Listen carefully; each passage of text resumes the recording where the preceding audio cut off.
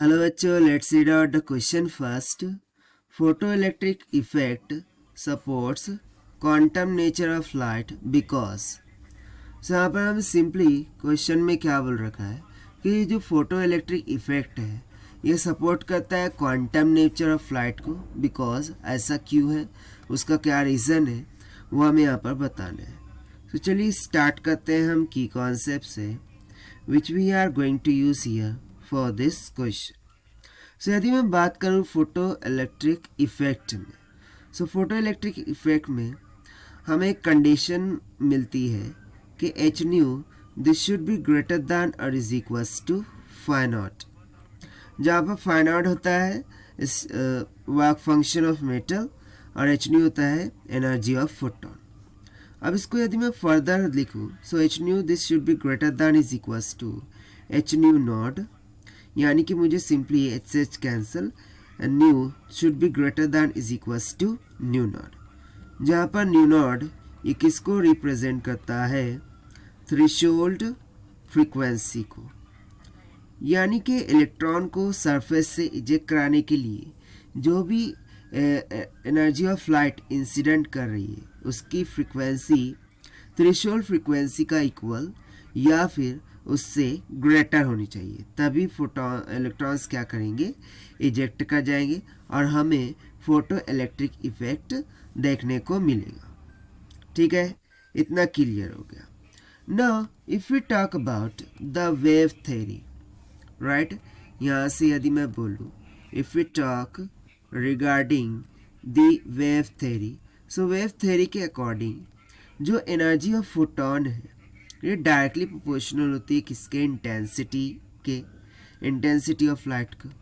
But जो intensity of light है यदि हम उसको इंक्रीज भी कर दें, सो हमें कोई भी photo electric effect, okay, photo electric effect ये देखने को नहीं मिलता जब तक कि हमें ये ना पता चले कि frequency of light greater than equals to है थ्रेशोल्ड फ्रीक्वेंसी के या नहीं.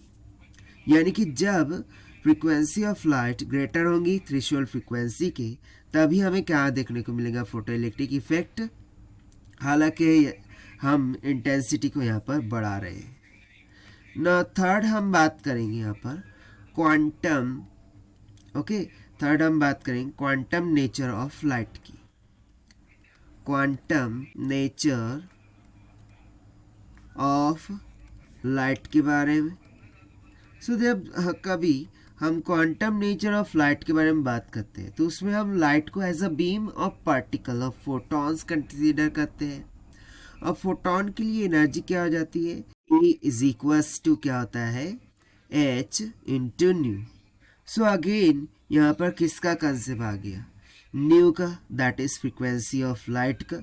सो whether the intensity of light is decreasing one और इंक्रीजिंग वन, यहाँ पर हमें फिर से क्या चेकआउट करना होगा कि जो फ्रीक्वेंसी ऑफ लाइट है वो ग्रेटर है थ्रेशोल्ड फ्रीक्वेंसी के नहीं. यदि वो ग्रेटर हो जाती है तो हमें क्या मिल जाएगा, फोटो इलेक्ट्रिक इफेक्ट देखने को मिल जाएगा.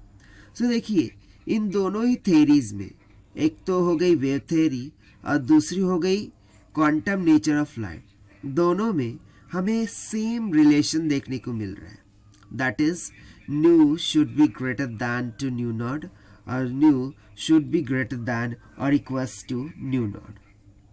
सो इससे हमें क्या पता चल रहा है, इससे हमें ये पता चल रहा है कि जो फोटो इलेक्ट्रिक इफेक्ट है ये सपोर्ट करता है किसको, क्वांटम नेचर को ऑफ द लाइट, बिकॉज क्योंकि इसमें फ्रीक्वेंसी ऑफ लाइट ये ग्रेटर दैन और इक्वल्स टू न्यू नॉट होती है.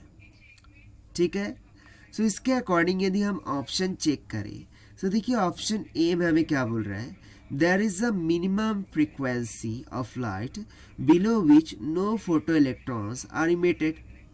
वही तो यहाँ पर बात हो रही है दोनों में कि देखिए यहाँ पर एक फ्रीक्वेंसी को मैंने डिफाइन कर दिया है जिसे हम बोलते हैं थ्रेशोल्ड फ्रीक्वेंसी.